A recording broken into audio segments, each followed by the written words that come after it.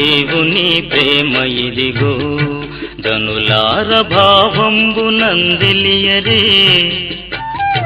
కేవలము నమ్ముకొని నా పరలోక జీవంబు మనకవ్వును. ఆమెను ప్రార్థన చేసుకుందాం. ప్రేమ స్వరూపైన మా గొప్ప తండ్రి, పరిశుద్ధ ప్రభువా, ఈ పరిశుద్ధ దినమందు మేమందరము నీ పరిశుద్ధ మందిరములో మీ పరిశుద్ధ నామం చేతబట్టి కూడి ఉండగా మీ మాట చొప్పున మీ సన్నిధిని మా మధ్య ఉంచి మీ కనుదృష్టిని మా మీద ఉంచి మమ్మల్ని మీ స్వాధీనంలో ఉంచుకొని మేమందరము ఆత్మతో సత్యముతో నిన్ను ఆరాధించినట్లు మీ పరిశుద్ధ రక్తంతో కడుగబడి మీ వాక్యం అనే ఉదక స్నానంతో శుద్ధీకరించబడి ఆత్మీయంగా బలపరచబడి నూతనపరచబడి నీ యందు ఆనందించి నీ ఆశీర్వాదాలు పొందుకొని సంతోషంగా క్షేమంగా తిరిగి మా గృహాలకు చేరుకోవడానికి సహాయం చేయమని యేసు నామమున వేడుకుంటున్నాము తండ్రి, ఆమేన్. ఈ ఆరాధనా సమయంలో ఉత్తర ప్రత్యుర్భాగంగా కీర్తన గ్రంథంలో నుంచి దావీదు రాసిన 143వ కీర్తనను రమేష్ గారు చదువుతారు. 143వ కీర్తన ఉత్తర ప్రత్యుర్భాగంగా చదువుకుందాం. ఈ పరిశుద్ధ దినములకు ఏర్పాటు చేయబడిన ఉత్తర ప్రత్యుత వాక్యము కీర్తనల గ్రంథము 143వ కీర్తన, దావీదు రాసిన కీర్తన చదువుకుందాం. యెహోవా, నా ప్రార్థన ఆలకింపుము, నా విన్నపములకు చెవియొగ్గుము. నీ విశ్వాసతను బట్టి నీ నీతిని బట్టి నాకు ఉత్తరమిమ్ము. నీ సేవకునితో వ్యాజ్యమాడకము, సజీవుల్లో ఒకడును నీ సన్నిధిని నీతిమంతుడిగా ఎంచబడడు. శత్రువులు నన్ను తరుముచున్నారు, వారు నా ప్రాణమును నేలపడగొట్టుచున్నారు. చిరకాలము క్రిందట చనిపోయిన వారితో పాటు గాఢాంధకారములో నన్ను నివసింపచేయుచున్నారు. కావున నా ఆత్మ నాలో కృంగి ఉన్నది, నాలో నా హృదయము విస్మయముందెను. పూర్వదినములు జ్ఞాపకం చేసుకునిచున్నాను, నీ క్రియలన్నీ ధ్యానించుచున్నాను. నేను నీ చేతుల పని యోచించుచున్నాను. నీ తట్టు నా చేతులు చాపుచున్నాను, ఎండిపోయిన భూమి వలె నా ప్రాణము నీ కొరకు ఆశపడుచున్నది. యెహోవా, నా ఆత్మ క్షీణించుచున్నది, త్వరగా నాకు ఉత్తరమిమ్ము. నేను సమాధిలోనికి దిగువారి వలె కాకుండానట్లు నీ ముఖమును నాకు మరుగు చేయకము. నీ యందు నేను నమ్మిక ఉంచి ఉన్నాను, ఉదయమున నీ కృపావార్తను నాకు వినిపింపుము. నీ వైపు నా మనస్సు నేను ఎత్తుకొనుచున్నాను, నేను నడవలసిన మార్గము నాకు తెలియజేయము. యెహోవా, నేను నీ మరుగు తెచ్చి ఉన్నాను, నా శత్రువుల చేతిలో నుండి నన్ను విడిపింపుము. నీవే నా దేవుడవు, నీ చిత్తానుసారముగా ప్రవర్తించుటకు నాకు నేర్పుము. దయగల నీ ఆత్మ సమభూమి గల ప్రదేశమందు నన్ను నడిపించునుగాక. యెహోవా, నీ నామమును బట్టి నన్ను బ్రతికింపుము. నీ నీతిని బట్టి నా ప్రాణమును శ్రమలో నుండి తప్పింపుము. నేను నీ సేవకుడును, నీ కృపను బట్టి నా శత్రువులను సంహరింపుము. నా ప్రాణమును బాధపరచు వారిని అందరినీ నశింపజేయుము. ఆంధ్ర క్రైస్తవ కీర్తన పుస్తకంలో నుంచి 126వ పాట ఓ సద్భక్తులారనే పాటను పాడుకుందాం. ఇంచుమించు నెల రోజులు మన క్రిస్మస్ పండుగతో ఉంది. క్రిస్మస్ పాటలు ప్రారంభించుకుందాం. ఓ సద్భక్తులారా, లోకరక్షకుడు బెత్లెహేమందు నేడు జనించె. ఆరాధిరాజు ప్రభువైన యేసు నమస్కరింపరాని, నమస్కరింపరాని, నమస్కరింపరాని ఉత్సాహముతో సర్వేశ్వరుడు నరరూపమేసి కన్యకు పుట్టి నేడు చేసె. మానవజన్మ ఎత్తిన శ్రీ యేసు నీకు నమస్కరించి, నీకు నమస్కరించి, నీకు నమస్కరించి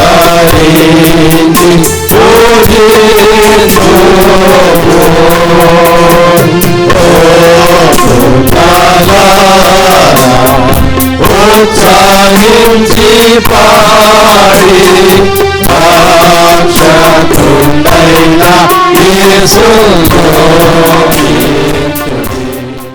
ప్రత్యేకమైన పాటలు. మొదటిగా శాంతిలత వచ్చి పాట పాడుతుంది. తర్వాత ఆనంద్ పాట పాడతాడు. ఎవరో నన్నిలా మార్చినది, ఎడబాయని కృప చూపినది. ఎవరో నన్నిలా మార్చినది, ఎడబాయని కృప చూపినది. ఎవరో చూపని అనురాగమును ఏదో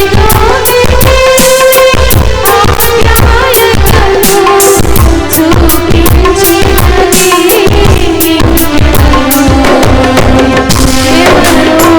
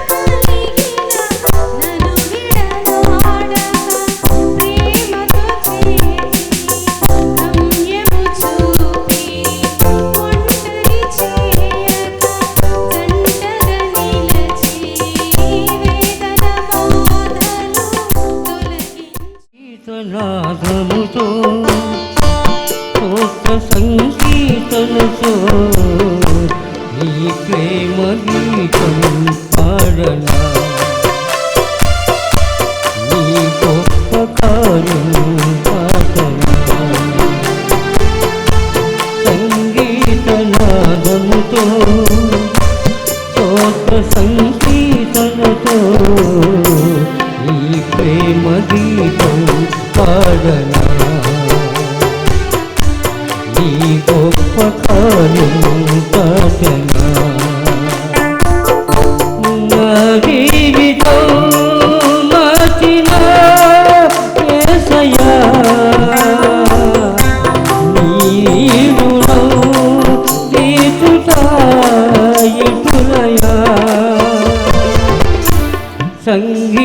సంగీతనాదముతో స్తోత్ర సంగీతనతో నీ ప్రేమ గీతం పాడనా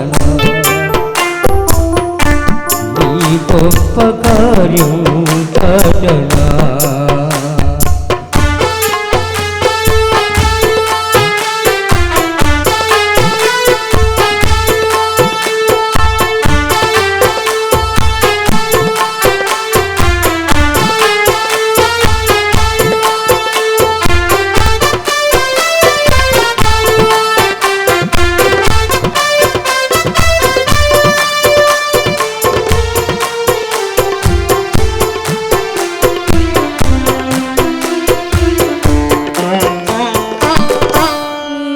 కఠిన హృదయమున కారుణ్యము నింపి కలువలు విలమూచిన కుమలను కొనియాడగా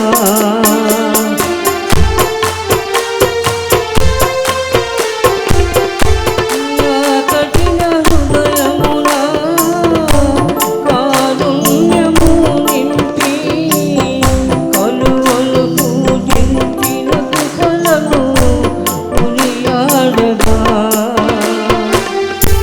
పాపములు క్షమించి నన్ను మార్చిన దోషములు భయపరిచి దయచేసిన నీ ప్రేమ గీతం పాడనా నీ గొప్ప కార్యం పాడనా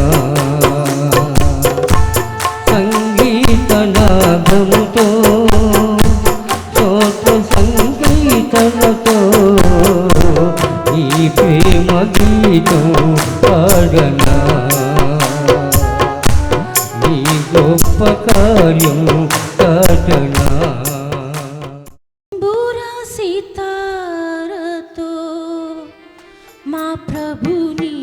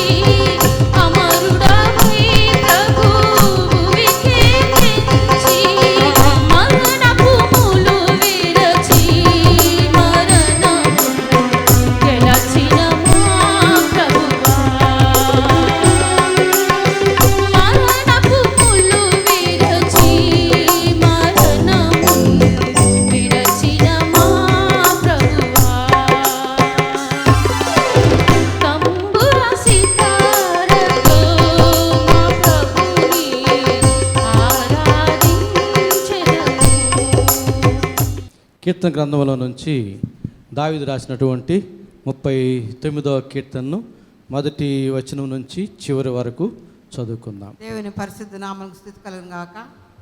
నేటి ధ్యానంలో ఏర్పాటు చేయబడినటువంటి దేవుని వాక్యం చదువుకుందాము. అది 39వ దావీదు కీర్తన. నా నాలుకతో పాపం చేయకుండానట్లు నా మార్గములను జాగ్రత్తగా చూసుకుందును. భక్తిహీనులు నా ఎదుటనున్నప్పుడు నా నోటికి చిక్కము ఉంచుకుందని అనుకుంటుని నేనేమియో మాట్లాడక మౌనైతిని. క్షేమమును గూర్చైనను పలుకక నేను మౌనంగా ఉంటని. అయినను నా విచారము అధికమాయను, నా గుండె నాలో మండుతుండెను. నేను ధ్యానించుతుండగా మంట పుట్టెను. అప్పుడు నేను ఈ మాట నోరారా పలికితిని, యెహోవా నా అంతము ఎట్లుండనది, నా దినముల ప్రయాణము ఎంతైనది నాకు తెలుపుము. నా ఆవు ఎంత అల్పమైనదో నేను తెలుసుకొని కోరుచున్నాను. నా దినముల పరిమాణము నీవు బెత్తడంతగా చేసి ఉన్నావు. నీ సన్నిధిని నా ఆయుష్కాలము లేనట్టే ఉన్నది. ఎంత స్థిరుడైనను ప్రతివాడును కేవలము వట్టి ఊపిరి వలె ఉన్నాడు. మనుషులు వట్టి నీటి వంటి వారై తిరుగులాడుదురు. వారు తొందరపడట గాలికే కదా. వారు ధనము కూర్చుకుందరు, కానీ అది ఎవరికి చేజిక్కునో వారికి తెలియదు. ప్రభువా, నేను దేని కొరకు కనిపెట్టుకుందును? నిన్నే నేను నమ్ముకొనిన్నాను. నా అతిక్రమలన్నిటి నుండి నన్ను విడిపింపుము. నీచులకు నన్ను నిందాస్పదంగా చేయకుము. దాన్ని చేసినది నీవే కనుక నోరు తెరవక నేను మౌననైతిని. నీవు పంపిన తెగులు నా మీద నుండి తొలగింపుము. నీ చేతి దెబ్బ వలన నేను క్షీణించున్నాను. దోషములను బట్టి నీవు మనుషులను గద్దింపులతో శిక్షించినప్పుడు చిమ్మట కొట్టిన వస్త్రం వలె నీ వారి అందము చెడగొట్టదవు. నరులందరూ బట్టి ఊపిరి వంటివారు. యెహోవా, నా ప్రార్థన ఆలకింపము, నా మొరకు చెవియొగ్గుము. నా కన్నీళ్లు చూచి మౌనంగా నుండుకుము. నీ దృష్టికి నేను అతిథి వంటి వాడను. నా పితరులందరి వలె నేను పరవాసనై ఉన్నాను. నేను వెళ్ళిపోయి లేకపోక మునుపు నేను తెప్పరినట్లు నన్ను కోపముతో చూడకము. ఆమేన్. దేవుడి వాక్యమును మనం ఇంటిలో దీవించును గాక. వాక్యమును యాకోబుకు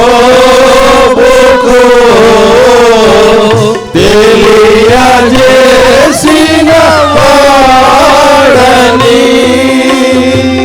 వేదనము ఇలాగునా చేసి లేదని దేవునికి స్తోత్రము గానము చేయుటయే మంచిది. మనమందరము స్తుతి గానము చేయుటయే మంచిది. నా వాక్య భాగాన్ని అనుసరించి మనకు వర్తమానం అందించడానికి మన మధ్య రెవరెండ్ డాక్టర్ లూథర్ బాబు గారు ఉన్నారు. వీరు రేణిగుంటలో ఒక పెద్ద మందిరానికి సంఘ కాపరిగా, అలాగే సౌత్ ఆంధ్ర లూథరన్ చర్చెస్ అన్నిటికీ వైస్ ప్రెసిడెంట్గా దేవుని యొక్క గొప్ప పరిచర్యలో కొనసాగుతూ ఉన్నారు. వర్తమానం అందించడానికి ప్రభు ప్రేమలో వారిని ఆహ్వానిస్తూ ఉన్నాను. దేవుని నామునకు మహిమ కలుగునుగాక. దేవుడు మీ అందరితో కలిసి మీ మందిరంలో ఇలాగ ఇది నాన్న మీ సహవాసంలో పాల్గొనడానికి నాకు ఇచ్చిన ధన్యతను బట్టి దేవాది దేవునికి స్తుతి స్తోత్రం చెల్లిస్తుంటున్నాను. అలాగే నన్ను ఆహ్వానించినటువంటి సంఘ కాపరి బెనర్ బాబు గారికి నా హృదయపూర్వకమైన కృతజ్ఞతలు తెలియపరుస్తుంటున్నాను. దేవుని వాక్యంలోనికి వెళదాం. మనం చదువుకున్న వాక్య భాగము 39వ సంకీర్తనములో 4-5 వచనాలు. యెహోవా, నా అంతము ఎట్లుండున్నది, నా దినముల ప్రమాణము ఎంతైనది నాకు తెలుపుము. నా ఆయువు ఎంత అల్పమైనదో నేను తెలుసుకొని కోరుచున్నాను. నా దినముల పరిమాణము నీవు బెత్తడెంతగా చేసి ఉన్నావు. నీ సన్నిధిని నా ఆయుష్కాలము లేనట్టే ఉన్నది. ఎంత స్థిరుడైనను ప్రతివాడును కేవలము వట్టి ఊపిరి వలె ఉన్నాడు. ప్రార్థన చేసుకుందాం. మా మంచి తండ్రి, గొప్ప దైవ, పరిశుద్ధుడా, మీ ఘనమైన నామానికి వందనాలు, స్తోత్రాలు చెల్లిస్తుంటున్నాం. నీ సంకల్పాన్ని బట్టి, నీ చిత్తాన్ని బట్టి ఈ సంఘముతో నీ సేవకుడు, అలాగునైనా నీ సేవకునితో కలిసి సంఘము నీ సన్నిధిలో కనపడే ధన్యత మాకు కలిగినదని మేము విశ్వసిస్తూ నీ నామాన్ని గణపరుస్తున్నాం. ఎవరిని బట్టి, ఎందును బట్టి ఈ మాటలు నాయన మీరు మాకు సిద్ధపరిచి ఇవ్వబోతున్నారు నైనా, ఆ బిడ్డలందరినీ బట్టి ప్రత్యేకంగా ప్రార్థిస్తున్నాం. చేరి వచ్చిన సంఘాన్ని బట్టి ప్రార్థిస్తున్నాను. మాకు అవసరమైన మాటలు, మమ్మల్ని బలపరిచేవి, మమ్మల్ని దిద్దేవి, మమ్మల్ని సరిచేసి నీ మాటలు, నీ తలంపులు మాకు బయలుపరచుమని, నీ సేవకుని నాయన నీ సిలువ చాటును మరుగుపరచుమని యేసునామమున అడుగుచున్నాము తండ్రి, ఆమేన్. ఇది మన ధ్యానాంశము అంతమును గూర్చిన జాగ్రత్త. అంతమును గూర్చిన జాగ్రత్త. 1959 ఆ ప్రాంతంలో రేమండ్ మూడీ అనే ఒక కార్డియాలజిస్ట్, గుండెకు సంబంధించినటువంటి వ్యాధులను బాగు చేసి ఒక డాక్టర్ ఒక పరిశోధన చేశాడు. ఏం పరిశోధన అంటే, ఆయన హాస్పిటల్కి ఒక పేషెంట్ను తీసుకొచ్చారు. ఆ పేషెంట్ డాక్టర్ రూమ్లోకి వచ్చే సమయానికి చనిపోయాడు. దాదాపు చనిపోయి 4 నిమిషాలు అయిపోయింది. 4 నిమిషాలు అయిపోయింది. బట్ ఆ డాక్టర్ గారు చేసినటువంటి ప్రయత్నాన్ని బట్టి, ఆయనకున్న అనుభవం అంతా రంగారించి ఆయన ఆ పేషెంట్ని 4.5 minute తర్వాత తిరిగి బ్రతికించాడట. బ్రతికించిన తర్వాత అందరూ ఆశ్చర్యపోయారు. వాళ్ళందరినీ ప్రక్కకు వెళ్ళమని డాక్టర్ గారు ఆ మనిషిని అడిగాడంట. ఈసీజీ చూపించి, చూడు 4.5 minute నీ ఈసీజీ ఇలాగే స్ట్రైట్గా ఉంది. సో సందేహం ఏమి లేదు, నువ్వు చనిపోయావు. 4.5 నిమిషం తర్వాత నువ్వు బ్రతికింపబడ్డావు. ఈ 4.5 నిమిషంలో నీ అనుభవం ఏంటి, నీకు ఎలాగునింది, ఏం జరిగిందో చెప్పగలవా అని అన్నాడట. అతడు 40 నిమిషాలు చెప్పాడంట. 4.5 నిమిష కాలంలో అతని అనుభవాల్ని 40 నిమిషాలు చెప్పాడంట. అతను చెప్పిన అనుభవాల్లో 1-2 ఏంటంటే, ఒక టన్నల్ లాంటిది, ఒక సొరంగం లాంటిది, దాని చీకటి దాంట్లోకి మేము ఎవరో తోసినట్టు చాలా ఫోర్స్గా వెళ్ళిపోయాము. వెళ్ళిపోయిన తర్వాత ఒక గొప్ప వెలుగు మాకు కనబడింది. మేము ఏ ప్రభువును చూడలేదు, దూతలను చూడలేదు, ఇంకెవరిని మేము చూడలేదు, ఏ భక్తులను మేము చూడలేదు. ఒక స్వరం విన్నాం. నేను ఒక స్వరం విన్నాను. ఏంటి ఆ స్వరం అంటే, నేను నిన్ను ప్రేమించినట్లు నీవు నన్ను ప్రేమించావా అని ఒక స్వరము వినబడింది. దాని తర్వాత ఇదిగో మళ్ళీ ఎవరో లాగినట్టు నేను వచ్చేసాను. ఆయన చెప్పిన మాటలు డాక్టర్ గారు వినినా ఆయన వెంటనే యాక్సెప్ట్ చేయడానికి, అనగా మరణము తర్వాత మరణము అంతము కాదు, there is life beyond death, మరణము తర్వాత కూడా మరి యొక్క జీవితం ఉంది అని ఆ వ్యక్తి చెప్పినటువంటి మాటలను ఆయన జస్ట్ సింప్లీగా తీసుకోకుండా ఆయన వెంటనే అవన్నీ కూడా రికార్డ్ చేశాడు. రికార్డ్ చేసి తనతో చదువుకున్న ఒక 20 మంది కార్డియాలజిస్ట్కి, ఆయా దేశాల్లో ఉన్నటువంటి కార్డియాలజిస్ట్కి కొన్ని క్వశ్చన్లు పంపించాడంట. మీకేమైనా చనిపోయిన తర్వాత మీరు బ్రతికించిన పేషెంట్లుంటే వారి అనుభవాలు ఎలాగున్నాయి అని చెప్పి ఈయన ఒక క్వశ్చనరీ వాళ్ళకి పంపించినప్పుడు దాదాపు చాలామంది, 20 మందిలో దాదాపు 14 మంది వాళ్ళ అనుభవాలను చెప్పారు. వాళ్ళు చనిపోయిన తర్వాత, కొందరు ఈవెన్ 4 days తర్వాత కూడా బ్రతికిన వాళ్ళు ఉన్నారు. సమ్ అవర్స్ తర్వాత బ్రతికిన వాళ్ళు మన వైజాగ్లో కూడా ఉన్నారట. ఇది scientific proof, there is life after death. మరణము తర్వాత జీవితం ఉంది, ఈ లోకము అంతము కాదు. దాన్ని మరి ఆ అనుభవాలన్నిటినీ గ్రంథస్థం చేశారు, బుక్స్గా ఉన్నాయి.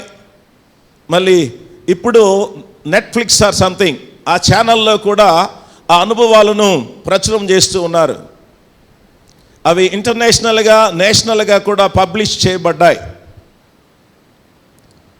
ప్రియులారా, నేను ఎందుకు దాన్ని జ్ఞాపకం చేస్తున్నానంటే, మరణం తర్వాత జీవితం ఉంది అని మనము నమ్మే యేసు ప్రభుని అంగీకరించాం. లేకపోతే యేసు ప్రభుని అంగీకరించాల్సిన అవసరం లేదు. పెళ్ళిళ్ళకో, పిల్లలకో, ఉద్యోగాలకో, జబ్బులు పోగొట్టుకోవడానికి there are many ways.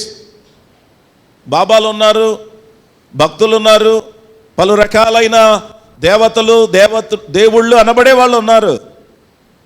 But మనము యేసు ప్రభుని ఎందుకు అంగీకరిస్తున్నామంటే, మరణం తర్వాత జీవితం ఉంది, ఆ శ్రేష్టమైన జీవితానికి ఈయన ఒక్కడే తీసుకొని వెళ్ళగలడు అని చెప్పి మనం యేసు ప్రభుని అంగీకరిస్తున్నాం. మన దేవుడు ఆయనే నిజమైన దేవుడని మనం చెప్పడానికి మనకున్న బలమైనటువంటి ఆధారం ఏంటంటే, ఆయన సజీవుడు. దేవుడు అంటే సర్వము మీద అధికారము కలిగిన వాడు, ఈవెన్ ద డెత్. దేవుళ్ళు అనబడే వాళ్ళు మరణాన్ని జయించిన వారు ఎవరూ లేరు. సో మరణము దగ్గర మనం అందరము కూడా పునరుద్ధానం ముందు విశ్వాసం ఉంచి, మరణము తర్వాత జీవితం ఉంది, అది ఎటర్నల్ హెల్ కావచ్చు, ఎటర్నల్ హెవెన్ కావచ్చు, పరలోకము కావచ్చు, నరకము కావచ్చు అని విశ్వసించి ప్రభువులో బాప్తీసం పొంది దేవుని సంఘములో చేర్చబడి కొనసాగుతున్నాం. సందేహం ఏమీ లేదు. బట్ ఆ అంతాన్ని గూర్చి ఆలోచనతో మనం ఎంత మట్టుకు బ్రతుకుతున్నామో దాన్ని ప్రక్కన పెడదాం ఈ దినాన. అనగా యుగాంతమో, లేకపోతే ప్రభు రాకడో, దాని తర్వాత పరలోకమో నరకమో అనే అంతము, అనగా ఫైనల్గా మన డెస్టినీ ఎక్కడ ఉండబోతుందన్నది ప్రక్కన పెడదాం. ఒకవేళ మనకు దాని మీద ఇంకా అనుమానాలు ఉండొచ్చు. పూర్తిగా పాస్టర్ గారు చెప్పారు, లేకపోతే బోధించిన వాళ్ళు చెప్పారు, లేకపోతే ఆ తాత ముత్తాతలుగా క్రైస్తవులో ఉన్నాం కాబట్టి అవును యేసు ప్రభు చనిపోయాడని గుడ్ ఫ్రైడే, అవును యేసు ప్రభు లేచాడని ఈస్టరు, అవును ఆయన ఆరోహణుడైనాడు, ఆరోహణ ఆయన పోయిన తర్వాత పరిశుద్ధాత్మ వచ్చిందని పెంతెకొస్తు పండుగ, ఇలాగ పండుగలు చేస్తూ జస్ట్ నామినల్ బిలీఫ్ మనము ఆ అంతాన్ని కలిగి ఉండొచ్చు. ఒకవేళ అది ఉందో లేదో సైంటిఫిక్, హిస్టారికల్ చాలా ప్రూఫ్స్ ఉన్నా కూడా దాని మీద మన విశ్వాసం ఎంత మట్టుకుందో ప్రక్కన పెడదాం. But everyone knows very well that this world is temporary. ఈ లోకము అశాశ్వతమైనది అని మనకందరికీ తెలుసు. ఈ లోకములో ఒక దినాన మన జీవితం అంతమవుతుందని మనకందరికీ తెలుసు. దాంట్లో సందేహం ఏమన్నా ఉందా? మరణము చూడక బ్రతుకు నరుడెవడు? నరకము పరలోకాన్ని గూర్చి 100% నమ్మకం లేని పరిస్థితులు ఉండొచ్చు. నమ్ముతూ ఉంటే బ్రతుకులు చాలా విశేషంగా తేడాగా ఉంటాయి. నమ్ముతున్నామని నటిస్తూ బ్రతుకుతున్న అనుభవాలు ఎక్కువగా ఉంటున్నాయి. పక్కన పెడదాం. సందేహం ఏమీ లేదు, నువ్వు నేను ఒక దినాన చనిపోతాం. That is the end of our life ఈ భూమి మీద. దీనిలో ఏమి సందేహం ఏమి లేదు కదా. ఎవరైనా చావకుండా అలాగే బ్రతికిన వారు ఉన్నారా? మళ్ళీ ఏలియా దగ్గరికి, హనో దగ్గరికి బాబాకండి. నీ అనుభవములో బైబిల్లో పక్కన పెట్టండి. నీ అనుభవంలో మీ తాత అయినా 100కో 110కో 120కో 130కో, అదే సమయంలో మనిషి చావకుండా శాశ్వతంగా బ్రతకడానికి పరిశోధనలు కూడా జరుగుతున్నాయి. కానీ కొంత ఎక్స్టెంట్ వరకే. సో దీనిలో ఎవరికేమి సందేహము లేదు. ఈ లోకములో నాకంటూ ఒక అంతం ఉంది. దాన్ని మరణం అంటామా, నిద్ర అంటామా, మరి ఒకటి అంటామా? ఈ అంతమును గూర్చి మనం ఎలాంటి జాగ్రత్తలు వహిస్తున్నాం? ఈరోజు అంతమును గూర్చిన జాగ్రత్తలో మనుషులు చాలా విశేషముగా ఆసక్తి చూపుతున్నారు. మరణమునకు లేక మరణం అనే ఈ లోక అంతాన్ని మనసులో ఉంచుకొని ఎన్ని జాగ్రత్తలు పడుతున్నామో, ఎన్ని యూట్యూబ్ ఛానల్స్లో ఎన్ని రకాలైన పరిస్థితుల్లో యోగా అంటారా, ఎక్సర్సైజ్ అంటారా, లేకపోతే డైట్ విషయం అంటారా, షుగర్ కంట్రోల్ చేసుకోవడము, బీపీ కంట్రోల్ చేసుకోవడము, ఏ రీతిగానైనా త్వరగా మరణము మనకు రాకూడదని, త్వరగా మనకు అంతము రాకూడదని ఇదిగో మనం శతవిధాల పోరుకులాడుతున్నాం. సేఫ్టీ మెజర్మెంట్స్ మనము ఎన్ని తీసుకుంటున్నామో అన్ని రంగాలలో కూడా తీసుకుంటున్నాం. నువ్వు ఎంత ఆరోగ్యంగా బ్రతికినా, ఎంత కాలం బ్రతికినా కూడా, నువ్వు ఎన్ని జాగ్రత్తలు తీసుకున్నా కూడా ఒక దినాన నీవు నేను మనకంటూ అంతం ఉంది. దానిని గూర్చి దేవుని వాక్యం జాగ్రత్త పడు అంటుంది. దేవుడు దానిని గూర్చిన జాగ్రత్త మనము కలిగి ఉండాలని దేవుడు ఆశపడుతూ ఉన్నాడు. ఈరోజు మనము చదువుకున్న వాక్య భాగం ఈ 39వ కీర్తన దావీదు అనుభవాన్ని మనకు జ్ఞాపకం చేస్తుంది.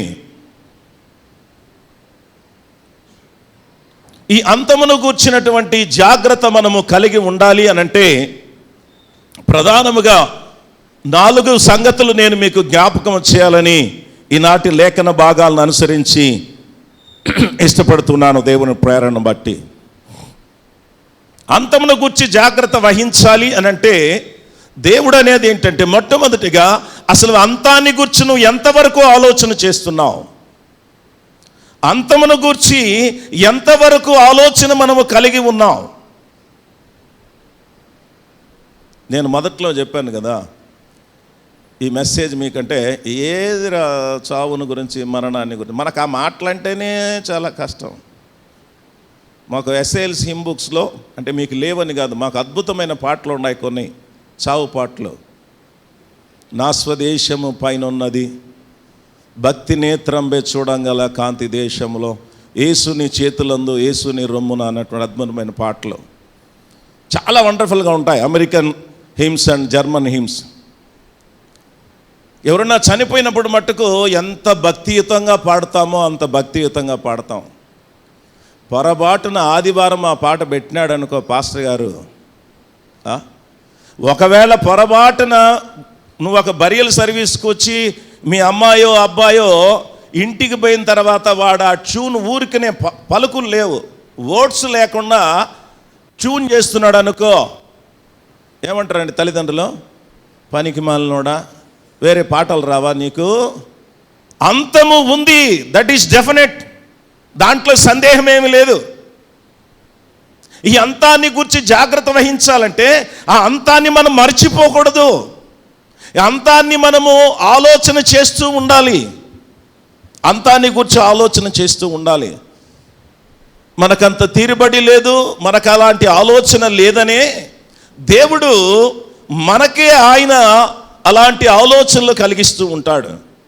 ఇక్కడ ఈ కాంటెక్స్ట్ ఏంటంటే 39వ సంకీర్తనములో దావీదు దేవుని కోపాన్ని బట్టి, తన పాపాన్ని బట్టి కొన్ని రోజులు అస్వస్థత పాలయ్యాడు. వ్యాధి ఆయనను సోకింది.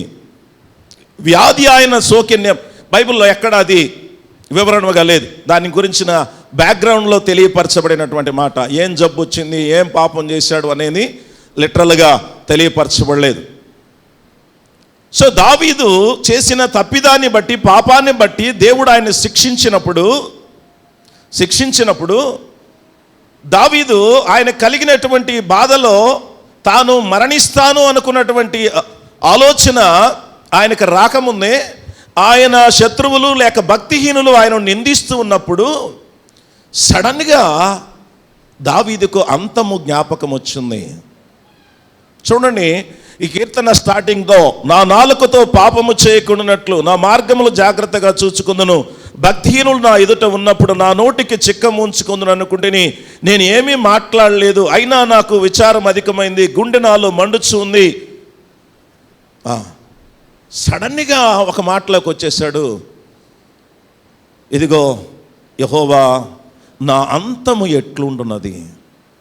సో ఆయనకు కలిగినటువంటి ఆ బాధలో ఆయనకు మరణము సంభవించబోతుంది అని గ్రహించి ఇప్పుడు మరణాన్ని గూర్చి ఆలోచన చేస్తున్నాడు, అంతాన్ని గూర్చి ఆలోచన చేస్తున్నాడు. దేవుడు మనము మరణాన్ని గూర్చి, ఈ లోకములో మన అంతాన్ని గూర్చి మనము ఆలోచన సరిగా చేయకపోతుండగా మన జీవితాలలో కానీ మన ఎదుటివారి జీవితాలలో కానీ కొన్ని ప్రమాదాలు, కొన్ని వ్యాధులు, కొన్ని ఇబ్బందులు దేవుడు కలుగు చేసి వాటిని చూచి మనము మరణాన్ని గురించి, మన అంతాన్ని గురించి మన మనసున పెడతామని దేవుడు ఆలోచన చేస్తున్నాడు. దావీదుకు అలాంటి అనుభవమే వచ్చింది ప్రియులారా. తన వ్యాధిలో, తన బాధలో తన అంతాన్ని సడన్గా గుర్తు చేసుకున్నాడు, దేవునికి ప్రార్థిస్తూ ఉన్నాడు. ఇలాంటి అనుభవమే 90వ కీర్తనలో మనం చూస్తాం. 90వ కీర్తన మోషే వ్రాసిన కీర్తన. మోషే వ్రాసిన కీర్తన చాలా పొరపాటుగా చాలామంది ఏమనుకుంటారంటే అది అహరోను చనిపోయినప్పుడు మోషే వ్రాశాడని. కానీ వాస్తవ సత్యం ఏంటంటే మోషే ఆ కీర్తన వ్రాసినప్పుడు పరిస్థితి ఏంటంటే సంఖ్యాకాండము 13, 14 అధ్యాయాల్లో మనం చూస్తే వేగు చూచి వచ్చిన వారి సమాచారం, ఆ మంచి సమాచారం చెప్పిన ఇద్దరి మాటలు వినకుండా ఇశ్రాయేలీలు వారి మీద ఒక నాయకుని ఉంచుకొని తిరిగి వారు ఐగుప్తుకు వెళ్ళాలని డిసైడ్ అయినప్పుడు దేవుడైన యెహోవా అత్యంత కోపోద్రేక్తుడై ఒక డెసిషన్, ఒక జడ్జిమెంట్స్ ప్రొనౌన్స్ చేస్తాడు. 20 సంవత్సరాల పైప్రాయము కలిగిన వారందరూ కూడా ఈ అరణ్యంలో రాలిపోతారని. అది డిక్లేర్ అయిన తర్వాత మోషే అనుభవంలో చాలామందిని చూస్తున్నాడట. దేవుడు ఆ డెసిషన్ చెప్పేసిన తర్వాత మోషే ఆ అరణ్య యాత్రలో చాలామంది, ఆ 40 సంవత్సరాలు 20 సంవత్సరాల పైప్రాయం కలిగిన వారు పిట్టలు రాలినట్టు రాలిపోతున్నారట. బాగున్నాడు అనుకున్నవాడు, బాగుంది అనుకున్నటువంటి స్త్రీ, బాగున్నాడు అనుకున్నటువంటి యవనస్తులు, ఇదిగో 20 సంవత్సరాల పైప్రాయం కలిగిన వాళ్ళు రాలిపోతున్నారట. మోషేకి చాలా బాధ వేసి, అందుకే ఆ కీర్తనలో అద్భుతమైన మాట ఏంటంటే మాకు జ్ఞాన హృదయము కలుగునట్లు చేయము, మా దినములు లెక్కించుటకు మాకు నేర్పమంటాడు.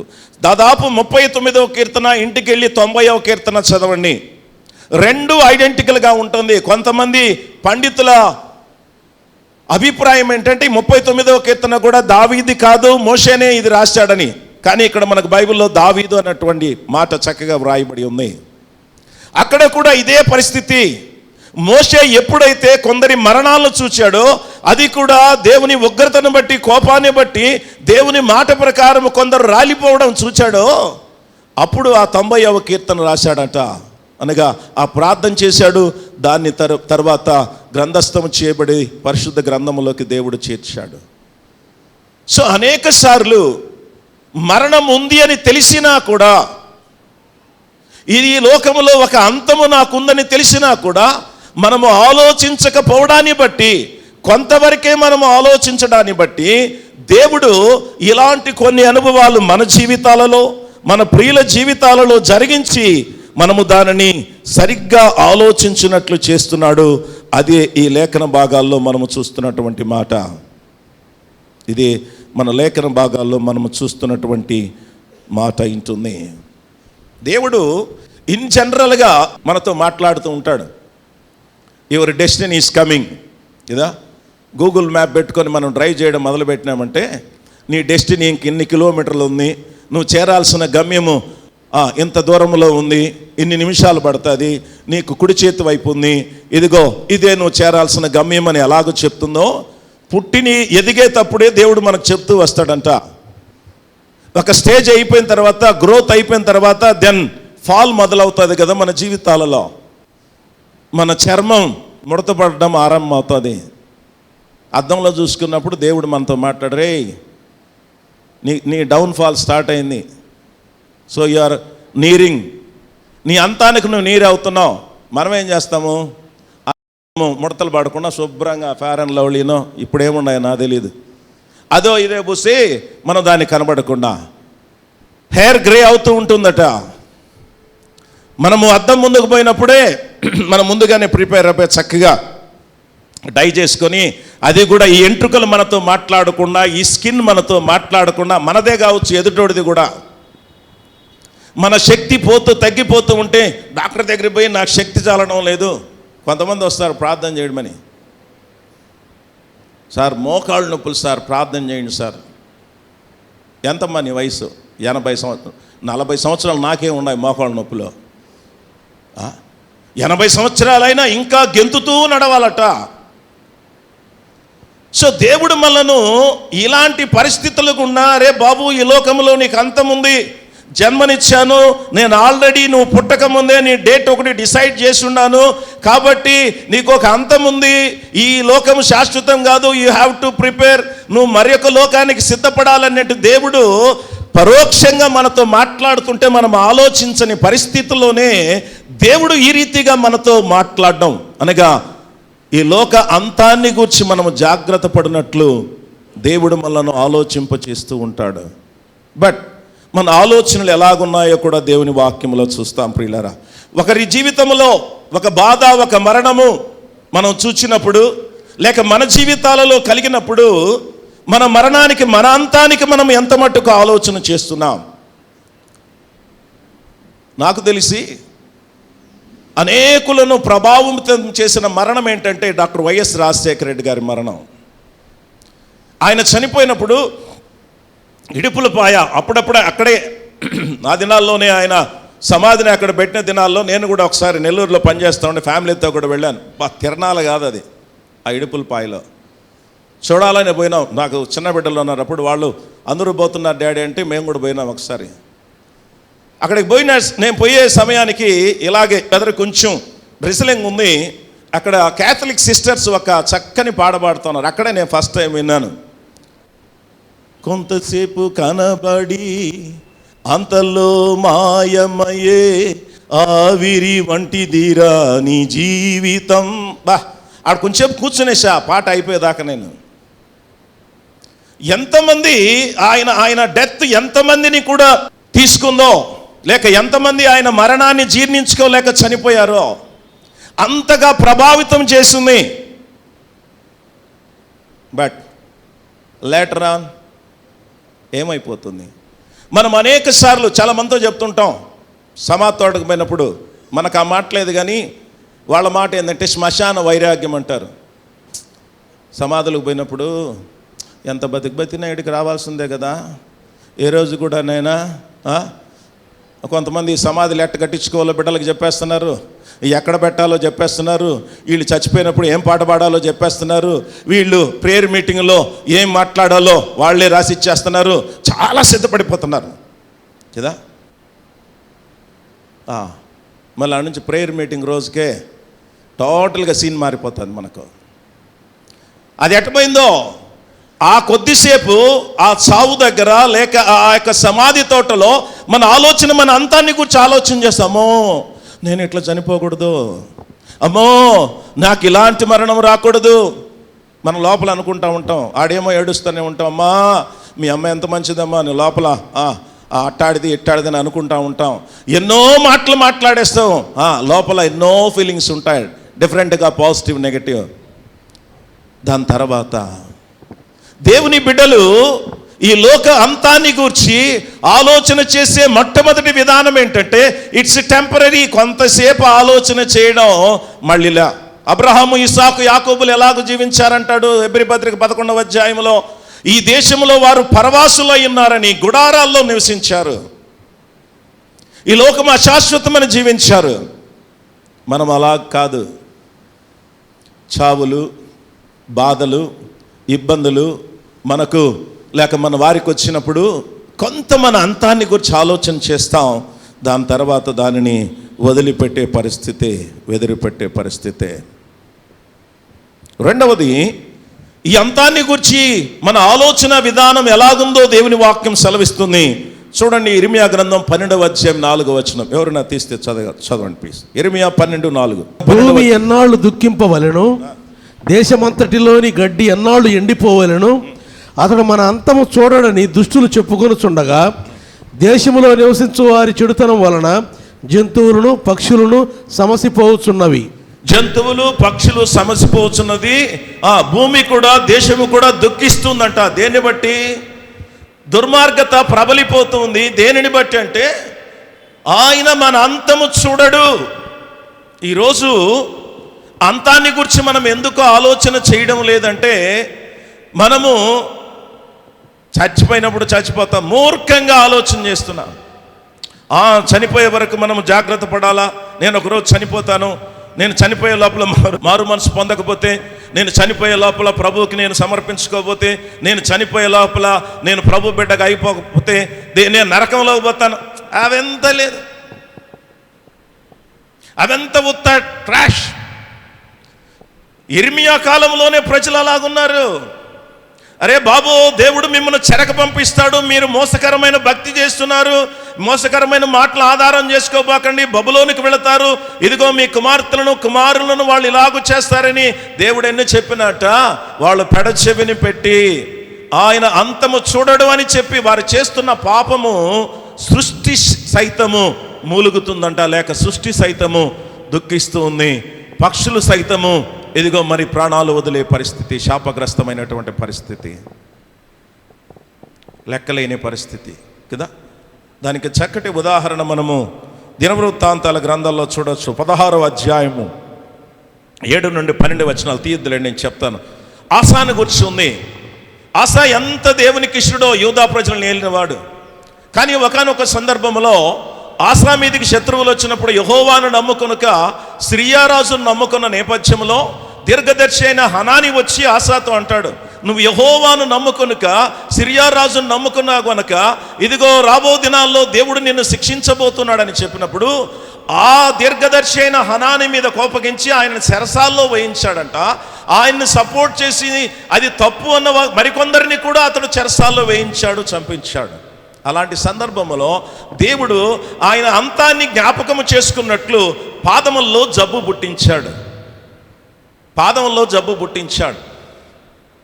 ఆసా దేవునికి ఇష్టడు చాలా కాలం. యూదా ప్రజలు ఏలిన రాజులలో ఆసా ఒక ప్రసిద్ధుడు.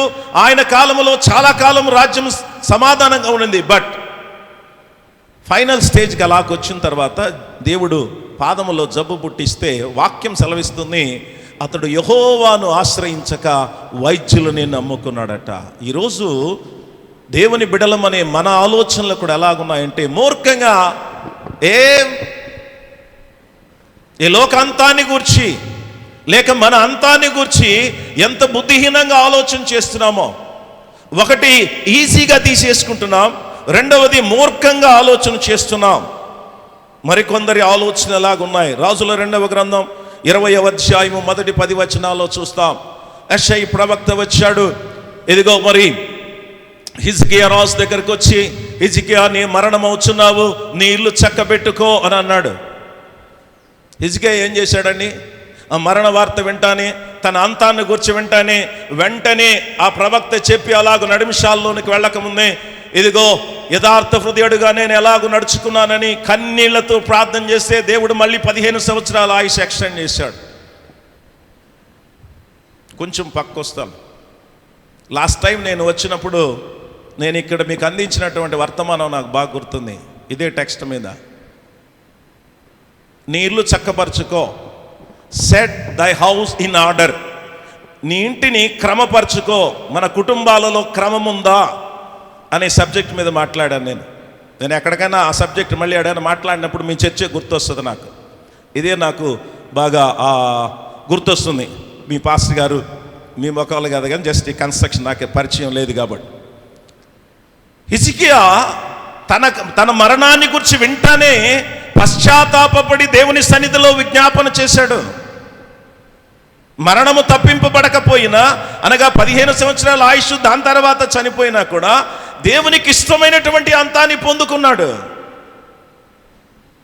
ఈరోజు ఆ అనుభవాలు దేవుడు మనము మరణాన్ని గురించి ఆలోచన చేయడం లేదని కొన్ని వ్యాధులు కొన్ని బాధలతో ఆశలాగా డాక్టర్లు నమ్ముకొని ఇదైపోతున్నాము. కానీ దేవుడు బాగు చేయలేదని దేవుని మీద ఆయాసము, లేకపోతే ఆ నీళ్లు ఈ నీళ్లు ఆయన తడితే ఈయన మోకాలతో దంతే ఇంకోటి దంతే స్వస్థ వచ్చేస్తుందని ఎగబడి వెళ్ళిపోవడమే. కానీ దేవుడు నాకు ఈ వ్యాధి పెట్టింది, దీని ద్వారా నేనేం నేర్చుకోవాలన్న ఆలోచనలో దేవుని బిడ్డలు లేకుండా ఉన్నారేమో ప్రియులరా, దేవుని బిడ్డలు లేకుండా ఉన్నారేమో. కొన్నిసార్లు కొందరి మరణాలు చూసినప్పుడు కొందరి అంతాలను చూసినప్పుడు మాకు మంచి ఆలోచనలు వస్తాయి. మీరు సంఖ్యాకాండము 23వ అధ్యాయం 10వ వచనంలో చూస్తే అక్కడ బిలాము, ఇశ్రాయేలీయులను శపించడానికి వచ్చినటువంటి బిలాము ఇశ్రాయేలీయుల అంతాన్ని చూచి వారి అంచెదశ చాలా గొప్పదని చెప్తూ, ఇదిగో నా అంచెదశ వారి అంచెదశను పోలి ఉండునుగాక, నీతిమంతుల మరణము వంటి మరణము నాకు సంప్రాప్తించునుగాక అని అన్నాడు. దేవుడు బిలాముకు చూపించాడు ఇశ్రాయేలీయుల అంతము, వాళ్ళ మరణాన్ని చూపించాడు. స్టడీ అయిపోయినాడు. ఒక్క ఉదుటున అటెన్షన్లోకి వచ్చేసి అది అలాంటి మరణము నాకు కావాలి అని అనుకున్నాడు, కానీ దాని తర్వాత బుద్ధి మార్చుకోవాలి. ఆశపడ్డాడు కానీ బుద్ధి మార్చుకోలేదు. అప్పటికి పంపించి వేయబడ్డాడు. దాని తర్వాత బాలాకు రాజుకు ఇశ్రాయేలీయులను నేను శపించడం తర్వాత సంగతి, అది కాలేదు కదా. నేను చెప్తున్నా, ఇశ్రాయేలీయులు శపించబడాలి అనంటే వాళ్ళ దేవుడే వాళ్ళని శపించాలి కనుక మీ మోయాబు స్త్రీలతో ఇశ్రాయేలీయులు పురుషులు వ్యభిచారం చేయనట్లు చెయ్యని బారాకు రాజుకు నేర్పినవాడు, ఆలోచన చెప్పినవాడు ఈ బిలాము. అందుకనే బిలాము ఖడ్గము చేత చంపబడ్డాడు. మనం ఆశపడతాం, ఇట్లాంటి మరణం రావాలమ్మా, ఎంత భక్తి కలిగిన బిడ్డమ్మా, లేక ఎంత శ్రేష్టమైన మరణం పొందారమ్మా. అలాంటి మరణాలు చూసినప్పుడు మనం కోరుకుంటున్నాము, కానీ దానికి తగినట్లు బిలాములాగా మనం ప్రవర్తిస్తున్నామే కానీ మార్పు చెందని జీవితాలను కలిగి ఉన్నాం. ప్రభునందు ప్రియ దేవుని బిడ్డలారా, ఫిలిప్పీ పత్రిక 3వ అధ్యాయం 18-19 వచనాలు అంటూ, అనేకులు సిలువకు శత్రువులుగా నడుచుకుంటున్నారు, నాశనమే వారి అంతము. సిలువకు శత్రువులుగా నడుచుకోవడం అంటే అక్కడ చెప్తాడు, భూ సంబంధమైన వాటి మీదే వారు మనసు ఉంచుతున్నారు, వారి కడిపే వారి దేవుడు. ఇలాగ మనం బ్రతుకుతూ మన అంతాన్ని గురించి మనం ఆలోచన చేయకుండా ఉన్నాం. అమ్మ చనిపోయినప్పుడు చాలులే, ఇదా చనిపోకముందు అమ్మకి నాయనకి పాస్టర్ గారి చేత ప్రభు బలి ఇప్పించేస్తే అయిపోయి. ఏదో ఆ దినాల్లో మార్టిన్ లూథర్ చేసినాడే, దాన్ని ఖండించినాడే. ఇది పర్గటరీ నుంచి పరదేశికి వెళ్ళిపోతారు, నరకం నుంచి మీ అమ్మ మీ నాయన్ని ఫార్వర్డ్ చేసేయచ్చని ఇంటెలిజెన్సెస్ పెట్టాడే, పాపరిహార పత్రాలు. అలాగైపోతున్నారు. జాగ్రత్త. దావీదు అనుభవములో, మోషే అనుభవములో వాళ్ళు కొన్ని మరణాలను చూచినప్పుడు, వాళ్ళకి మరణము సమీపించినప్పుడు, వారికి బాధలు వచ్చినప్పుడు, వారికి వ్యాధులు వచ్చినప్పుడు, they have started thinking their end. ఈ లోకములో వారి అంతాన్ని గురించి ఆలోచన చేశారు. మనము ఆలోచన చేయడానికి, మనం ఆలోచన చేస్తేనే జాగ్రత్త పడతాం. ఎంత ఆలోచన చేస్తే అంత జాగ్రత్త పడతాం. కానీ ఆలోచనే మనం చంపేస్తాం. నేను ఒక దినాన చనిపోతానన్న ఆలోచన నాకు రాకూడదు, దాన్ని మనం వెంటనే కిల్ చేస్తాం. ఎందుకు? That is fact. But we don't accept. దేవుడైతే దాన్ని మనము జ్ఞాపకం చేసుకోవాలి. జన్మదినము కంటే మరణదినము మేలు. బ్రతికి ఉన్నవారు దానిని మనసున పెట్టుదురు. సో మరణాన్ని గురించి, అంతాన్ని గురించి జాగ్రత్త పడాలంటే నెంబర్ 1, అంతమును గురించిన ఆలోచన ఎక్కువగా మనము కలిగి ఉండాలి. రెండవది, అంతమును గురించి జాగ్రత్త పడే విషయంలో మనము ఎంత అస్థిరులమో అన్న సంగతి మనం మర్చిపోకూడదు. ఇక్కడ 39వ కీర్తనలో అయినా 90వ కీర్తనలో అయినా పలు కీర్తనలో ఇక్కడ మనం చదువుకున్నటువంటి మాటలు చూద్దాం. చూడండి, 4-5 వచనాలు. నా అంతం ఎట్లుండున్నది, నా దినముల ప్రయాణం ఎంతైనది నాకు తెలుపుము, నాయు ఎంత అల్పమైనదో నేను తెలుసుకొని కోరుచున్నాను.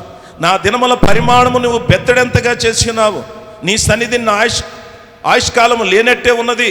ఎంత స్థిరుడైనను ప్రతివాడును కేవలము వట్టి ఊపిరి వలె ఉన్నాడు. 11వ వచనం, చిమ్మెట కొట్టిన వస్త్రములని వారి అందము చెడగొట్టేదవు, నరులందరూ వట్టి ఊపిరి వంటి వారు. ఎంత అస్థిరులమో కూడా దేవుడు మనము నిత్యము జ్ఞాపకము చేసుకోవాలని ఆశపడుతున్నాడు. బైబిల్ గ్రంథం చక్కగా సెలవిస్తుంది. ఇక్కడే కాదు, దినవృత్తాంతాలో మొదటి గ్రంథం 29:15లో మనము ఊపిరి వలె ఉన్నాం. నీడ అనే మాట దాటిపోయిన నీడలాగుందని కీర్తనల గ్రంథకర్త అయిన అనేక చోట్ల వ్రాసినటువంటి అనుభవాలు. గడ్డిని పోలి ఉన్నాం, ప్రొద్దున చిగురించి ఇదిగో సాయంకాలమున వాడబారి కోయబడుతున్న అడవి గడ్డిని పోలి ఉన్నాం. యాకోబు అయితే ఆవిరిని పోలి ఉన్నామంటాడు. ఇదా మనం గుర్తు చేసుకోవాల్సింది. నేను ఎంత అస్థిరుడను, మన అంతాన్ని గురించి మనము ఆలోచన చేసేటప్పుడు జాగ్రత్త పడాలి. అంటే నేను చాలా అస్థిరుడను, అస్థిరురాలును అన్నది మనం మర్చిపోకూడదట. ఊపిరి, నీడ ఎంతసేపు ఉంటుంది? నేనుంటే ఎండ ఉంటే నీడ ఉంటుంది, లైటింగ్ ఉంటే రాత్రిలో నా వెనక నీడబడుతుంది, నా పక్కనో సూర్యుడు ఉంటే నా పక్కన నీడబడుతుంది, నేనుంటే నీడ. మన ఆయుష్కాలము ఎంత అస్థిరమైనదో మోషే కూడా అదే రాస్తాడు అక్కడ. మా ఆయుష్కాలం ఎంత, మా ఆయుష్కాలం ఎంత? ఎందుకు మోషేకి అప్పుడే గుర్తొచ్చింది? మోషేకి అప్పుడే ఎందుకు గుర్తొచ్చింది? అవును ప్రభువా, నువ్వు చెప్పినట్లు ఇదిగో జరిగిపోతున్నాయి, మరణాలు చూస్తున్నాడు. మేము ఈరోజు ఉంటే ఇంకో క్షణములో లేని పరిస్థితులు. ఎంత అల్పాయుష్కులమో. కోవిడ్ తర్వాత కొందరికి ఫోన్ చేసి, మా డాడీ ఫోన్, చాలామంది ఫోన్లు అలాగే ఉన్నాయి, పిల్లలు ఎత్తుకుంటారు, మా డాడీ లేడా అంటే ఏడుస్తున్నారు. ఏమంటే డాడీ కోవిడ్లో చనిపోయినారు కదా అంకుల్ కదా. చిన్నవాళ్ళు చాలామంది వాళ్ళకి ఫోన్లు చేసినప్పుడు వాళ్ళ అనుభవాలు అవి, వాళ్ళు చెప్పే మాటలు వింటూ ఉంటే ఏంటో ఆశ్చర్యము. హెల్దీ పర్సన్స్, ఏ కాంప్లికేషన్ అప్పటి వరకు లేనటువంటి ప్రజలు కూడా ఎంత అల్పులమో అన్న సంగతి మనము మర్చిపోతూ ఉంటాం కదా. కొంతమంది అంటారు, నా జాతకం ప్రకారము, జాతకం చెప్పినోడికే వాడి జాతకమే వాడికి తెలీదు. మా వంశంలో, ఈయన వంశంలో చాలా కాలం బతికిన వాళ్ళు ఉన్నారంట, ఆ జీన్స్ మాకు అలా ఉంటాయంట.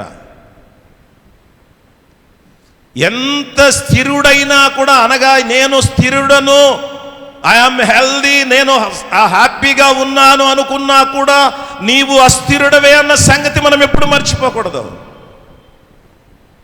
మన అంతాన్ని గురించి ఆలోచన మనకు ఎలాగుండాలి అంటున్నాడు. నువ్వు ఎంత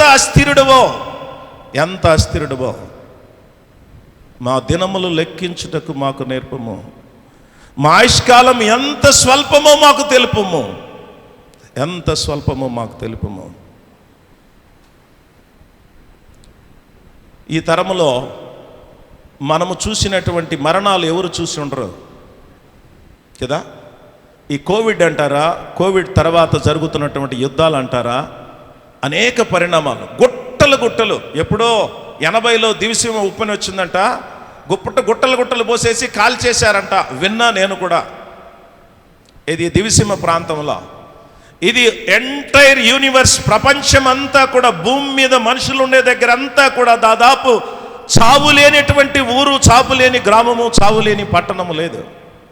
ఎంత భయంకరమైనటువంటి మరణాలను మనము చూచామో, మనం ఎంత అస్థిరులము అనడానికి అది గొప్ప ఉదాహరణ. ఆ కొన్ని రోజులే మనకు కదా.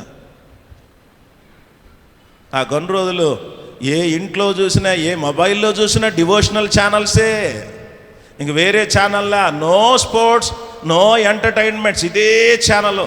చిన్నగా కోవిడ్ వెళ్ళిపోయింది, ఇంకేమి లేదనుకుంటానే మళ్ళీ ఎలాగ మారిపోతున్నామో, ఎంత అస్థిరులమో చూడండి. ఇక్కడ ఒక మాట అంటాడు, అస్థిరులు మన సంగతి మర్చిపోయి మనుషులు వట్టి నీడ వంటి వారై తిరుగులాడుదురు, వారు తొందరపట్ట గాలికే కదా, వారు ధనము కూర్చుకుందరు కానీ అది ఎవనికి చేజిక్కునో. అల్పాయుష్కులము, నీడ వంటి వారము అన్న సంగతి తెలియకుండా మనం ఎలాంటి ఆలోచనలో ఉన్నామో చెప్తున్నాడు. సంపాదనలో, ధనము కూర్చుకోవడంలో. అక్కడ దావీదు అంటున్న మాట 6వ వచనంలో, ఈరోజు దీనిలో పడిపోయి మనము మన అంతాన్ని గురించి, మన ఆయుష్కాలాన్ని గురించి మనము ఆలోచన లేకుండా ఉన్నాం. మాకు జ్ఞాన హృదయము కలుగునట్లు చేయి, మా బిడ్డలకు జ్ఞానము దయచే, వాళ్ళు మంచి ఉద్యోగాలు, చదువుల్లో ర్యాంకులు రావాలా, ఉద్యోగాలు రావాలా, జ్ఞాన హృదయం కలుగు చేయి, జ్ఞానముతో కాపురం ఉండడానికి మా పాస్టర్ గారి జ్ఞానం దయచే, మంచిగా ఆశ్చర్యకరమైన సంగతులు మాకు తెలియపరచినట్లు. అయ్యా, మా దినాలు లెక్కించడానికి మాకు జ్ఞానము దయచేయమని ప్రార్థించేవాళ్ళు ఎక్కడ? మోషే ప్రార్థిస్తున్నాడు, మాకు జ్ఞాన హృదయం కలుగు చేయి, to count my days, to count our days. దాన్ని మర్చిపోయి ప్రధానంగా మనము సంపాదనలో, యాకోబు పత్రికలో ఉంటాడు కదా 4వ అధ్యాయం 13వ వచనంలో, నేడైనను రేపైనను ఒకానొక పట్టణమునకు వెళ్ళి వ్యాపారం చేసి లాభం సంపాదింతము రండని చెప్పుకుని వారులారా, మీ జీవమే పాటిది, మీరు ఇంతలో కనబడి అంతలో మాయమయ్యే ఆవిరి వంటి వారు కనుక ప్రభువు చిత్తమైతే బ్రతికి ఉండి అది ఇది చేస్తాము. దీంట్లో పడిపోయాం. ఆలోచనే ఉండడం లేదు. నేను ఎంత అస్థిరుడనో సంపాదనలో పడి. సమ్టైమ్స్ లూకా సువార్త 12వ అధ్యాయము 15-21 వచనాలను మనం గమనిస్తే సంపాదించే ఆలోచనలో ఎక్కువ ఉంటున్నాం. రెండవది సంపాదించిన దాన్ని ప్రొక్యూర్ చేసుకోవడం, దాన్ని డెవలప్ చేసుకోవడం. విస్తారముగా పండిన ధనాన్ని చూసి ఆ ధనవంతుడు అనుకుంటున్నాడు, ఏం పని చేస్తానంటే రైట్, మంచి ఐడియా వచ్చింది, ఈ కొట్లు విప్పుతాను, పెద్దవి కొట్టుకుంటాను, ఇదిగో ఈడ పెట్టుకుంటాను, స్టోర్ చేసుకుంటాను, నా ప్రాణమా అనేక సంవత్సరాలు బ్రతికేస్తున్నాడు కాబట్టి నా ప్రాణమా అనేక సంవత్సరాలకు సమృద్ధిగా ఉంది, నో వరీ, తినుము త్రాగుము సుఖించుము సంతోషించుము అనుకుంటుంటే దేవుడు అన్నాడు, వెర్రివాడా, ఈ రాత్రి నీ ప్రాణం అడుగుచున్నారు. ఇదే ఆలోచనలో మనం ఉన్నాం. మనం ఎంత అల్పాయుష్కులం అన్న సంగతి మనం మర్చిపోతూ ఉన్నాం. దేవుడు మనకు అప్పుడప్పుడు జ్ఞాపకం చేస్తూ ఉంటాడు.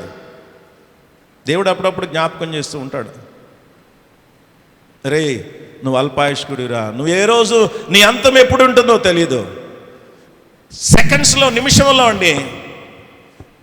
ఇక్కడ ఈ ఎస్బీఐ కాడ రోడ్డు దాటి ఈ చర్చ్ దాటే లోపల ఎంత టైం పడుతుంది? 2 వీలర్లో, 4 వీలర్లో ఎంత కావాలా? ఎంత అల్పులమో అన్న సంగతి మనం ఎప్పుడు అది జ్ఞాన హృదయాలు చేసే పనట.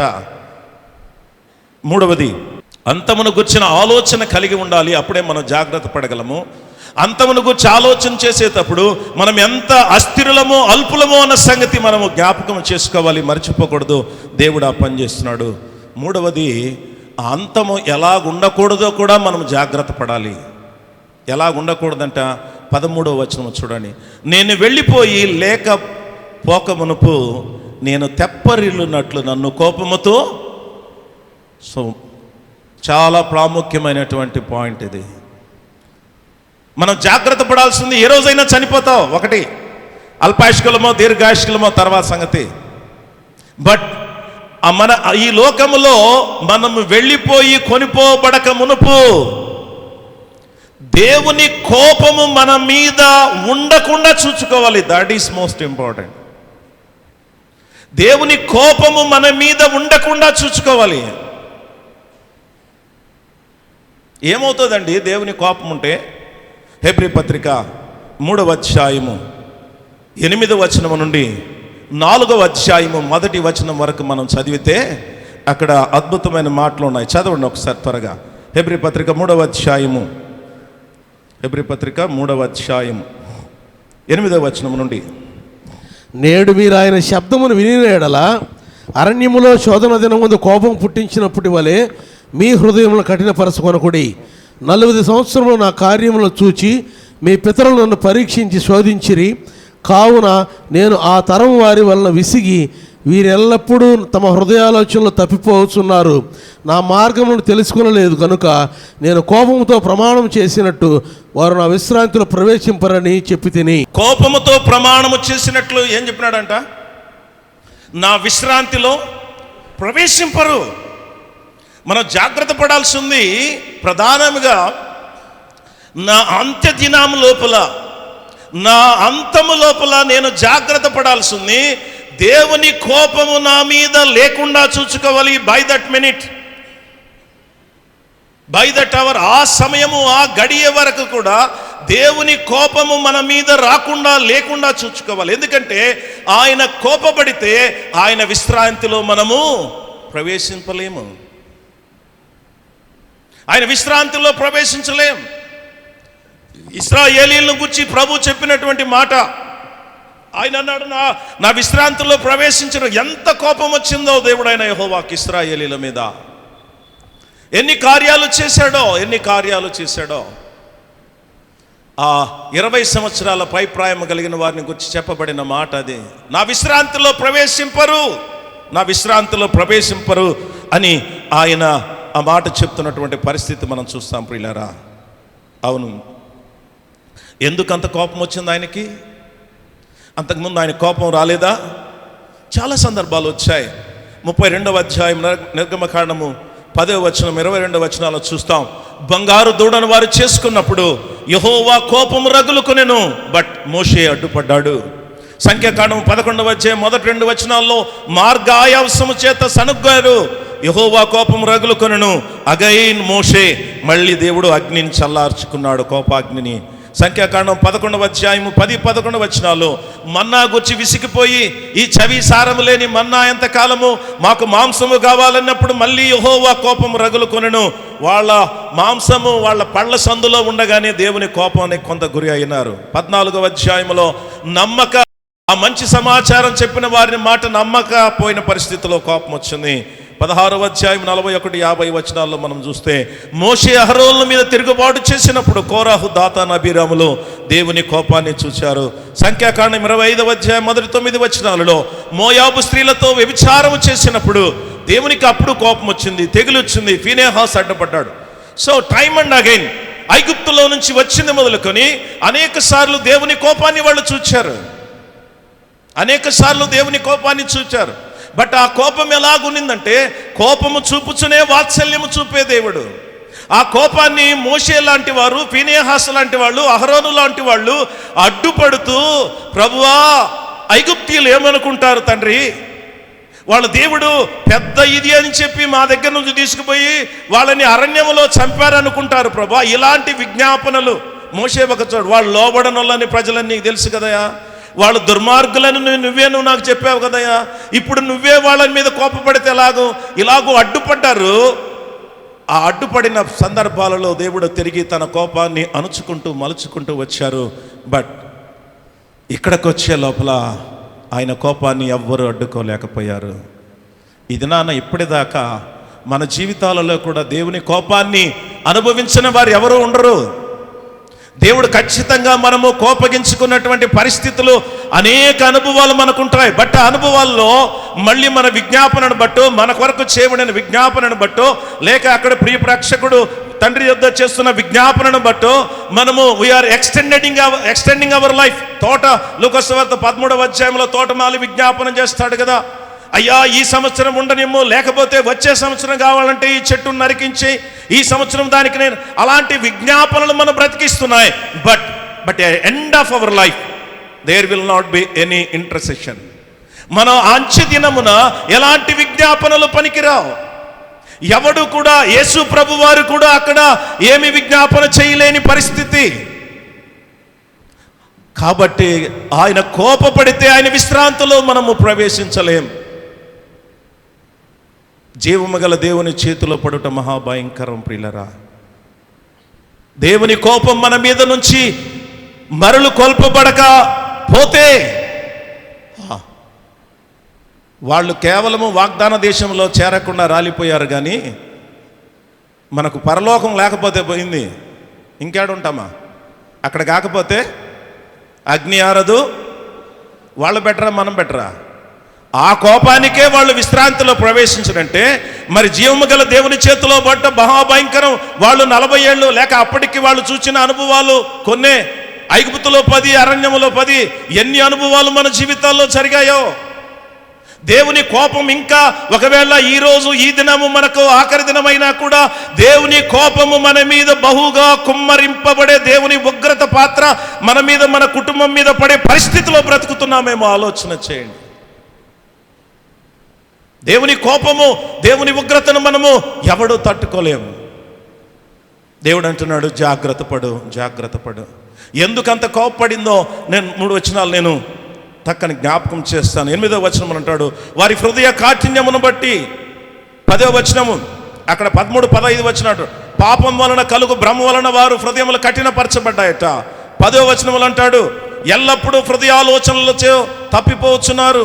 12వ వచనములు అంటాడు, దేవుని విడిచిపోవునట్టి దుష్ట హృదయము. మూడు హృదయ లక్షణాలను గురించి చెప్పాడు. ఇశ్రాయేలీల మీద దేవుడు అంత కోప్పడి వారి విశ్రాంతిలో ప్రవేశించడానికి చెప్పడానికి కారణము, హృదయములో ఎప్పుడు వాళ్ళు తొలగిపోతున్నారంట. హృదయ ఆలోచనలో దుష్ట హృదయం అనగా అవిశ్వాస హృదయం అట. అవిశ్వాస హృదయము, హృదయ కాఠిన్యం. ప్రియ దేవుని బిడ్డలారా, ఈ మధ్యకాల సమయంలో లేక ఉదయకాల సమయంలో ఒకసారి ఆలోచించి, ఎన్నో అనుభవాలు. కోవిడ్ సీజన్లో మనమంతా బ్రతికి బట్టగట్టామంటే దేవుని యొక్క కృప. మనకంటే ఆరోగ్యవంతులు, ధనవంతులు, ఐశ్వర్యవంతులు, ఇదిగో అన్నీ ఉండిన వారు కూడా ఈ లోకాన్ని విడిచి వెళ్ళారు. దేవుడు మన అంచు దినానికి ఆయన కోపం మన మీద ఉండకూడదని, ఆయన దయా జాలి కనికరాన్ని మనము పొందుకోవాలని దేవుడు మన ఆయుష్కాలంలో ఇంతవరకు పొడిగిస్తే, ఇంకా ఇశ్రాయేలీలాగా ఎప్పుడు హృదయాలోచనలో తప్పిపోయే బిడ్డగానే ఉంటావా? ఎప్పటికీ అవిశ్వాసిగానే బ్రతుకుతావా? ఎప్పుడు కూడా హృదయ కాఠిన్యంతోనే బ్రతుకుతావా? దేవుని మాటకు, దేవుని స్వరానికి లోబడే పరిస్థితి లేకుండా బ్రతుకుతావా? జాగ్రత్త. దేవుని కోపాన్ని నువ్వు తప్పించుకోవాలి. నీ మరణ సమయం లోపల, నువ్వు మరణించే దినము గడియ లోపల దేవుని కోపము నీ మీద నుండి మళ్ళు కొనకపోతే నిత్య విశ్రాంతిలో నువ్వు ప్రవేశించవు. గుర్తుంచుకో, దేవుడు దానికనే మనలను జాగ్రత్త అంటున్నాడు. ఇశ్రాయేలీలు లైఫ్ వాటి గురించి వ్రాయబడింది. మనము దాని కొరకే మనకు దృష్టాంతాలుగా ఇవ్వబడ్డాయి. 4వది 2 నిమిషాలు చెప్పి ముగిస్తాను. మన మరణ దినానికి, మన అంతాన్ని గురించి జాగ్రత్త పడాల్సిన 4 విషయం. దేవుని కోపం మన మీద లేకుండా చూసుకోవాలి. మనము ఎవరి మీద కోపము లేకుండా కూడా చూసుకోవాలి.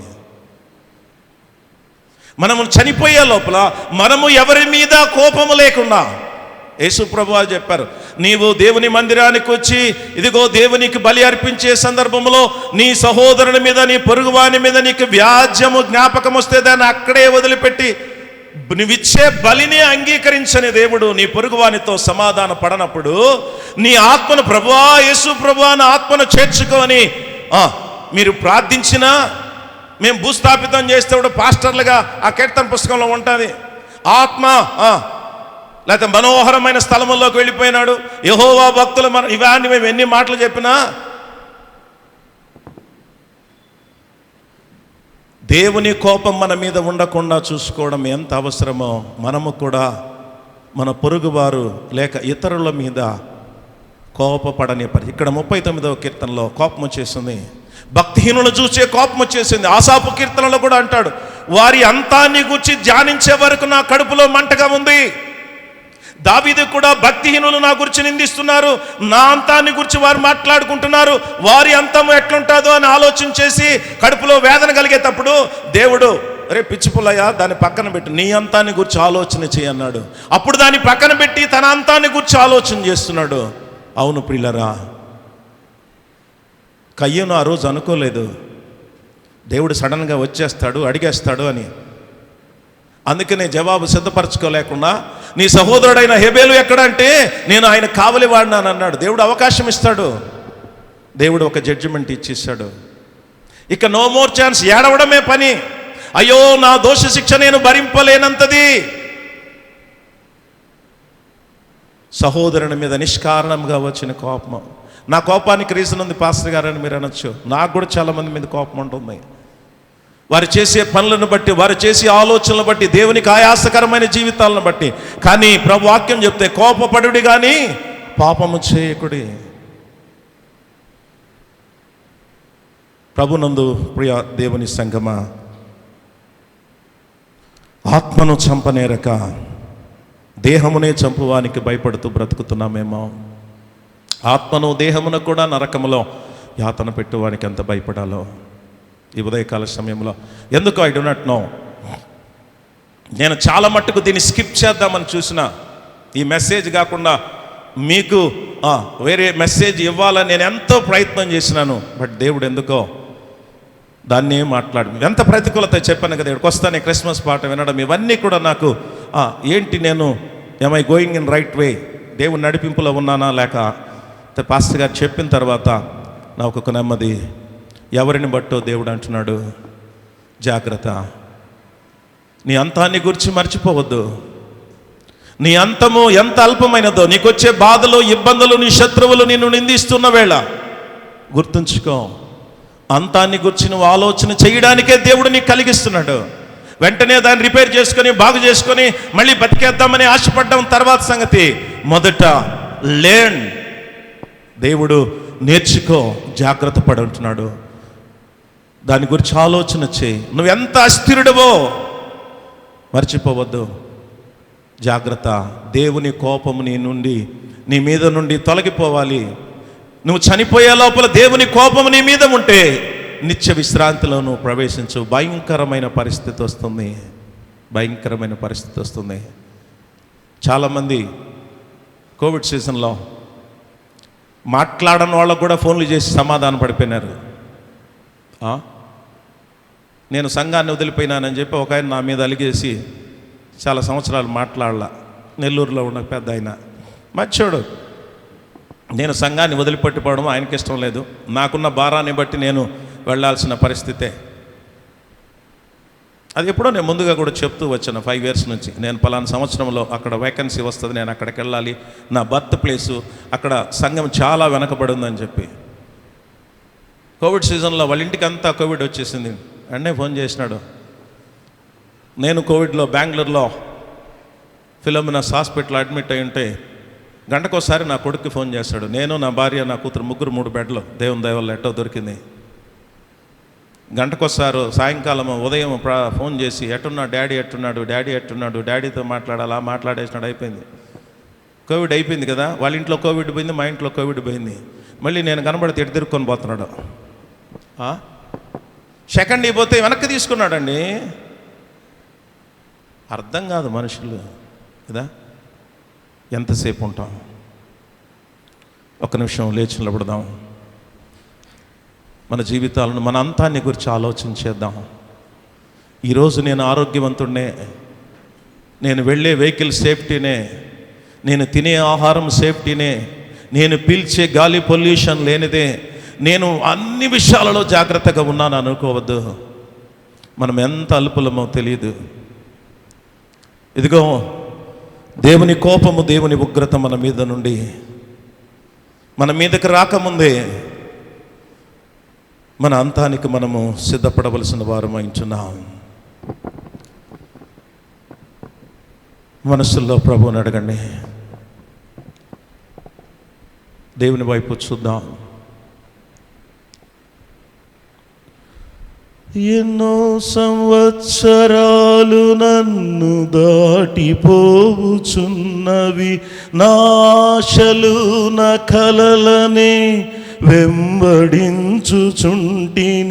ఫలాలు లేని వృక్షము వలె ఎదిగిపోతిని, ఏనాడు కూలిపోదునో ఎరుగకుంటిని. నా మరణ రోదన ఆలకించుమో ప్రభు, మరల నన్ను నూతనముగా చిగురు వేయని. నా మరణ రోదన ఆలకించుమో ప్రభు, మరల నన్ను నూతనముగా చిగురు వేయని. నా బ్రతుకు దినములు లెక్కింప నేర్పుము, దేవాయి భువిని వీడు గడియ నాకు చూపుము.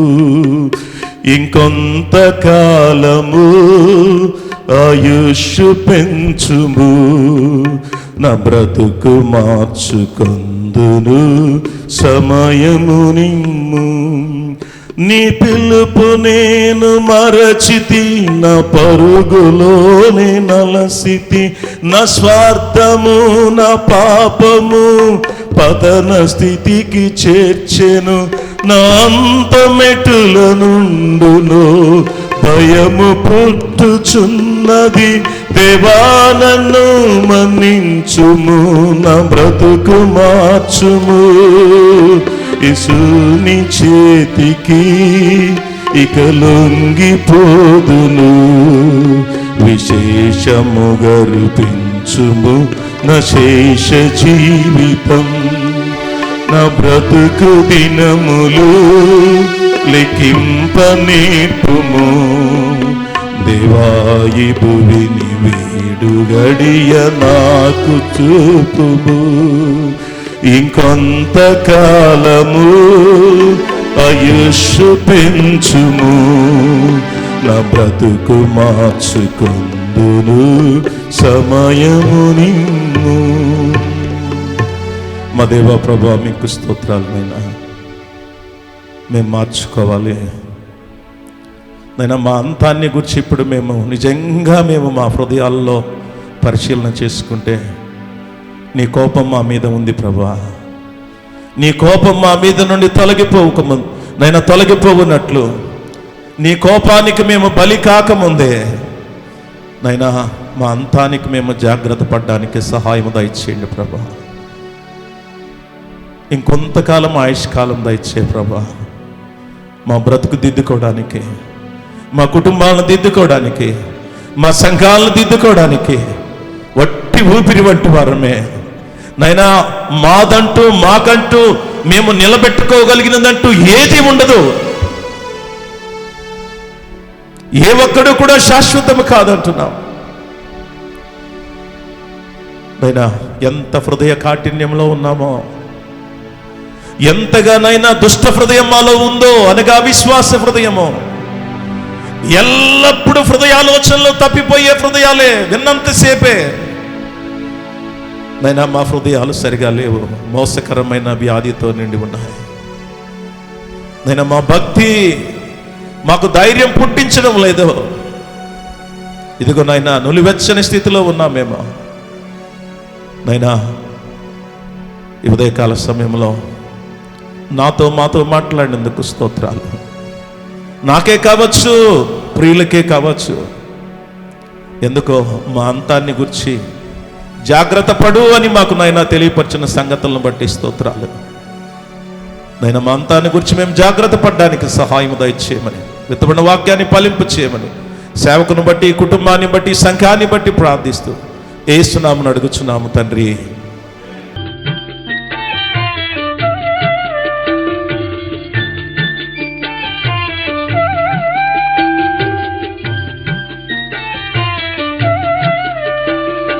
దేవుని ప్రేమ ఇదిగో జనులార భావంబు నందిలియరే.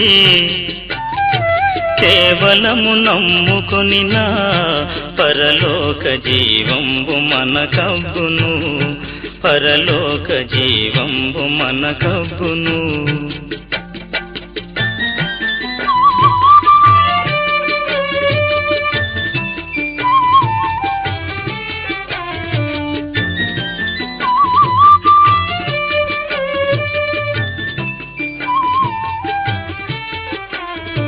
సర్వలోకము మనలను తన వాక్య సత్య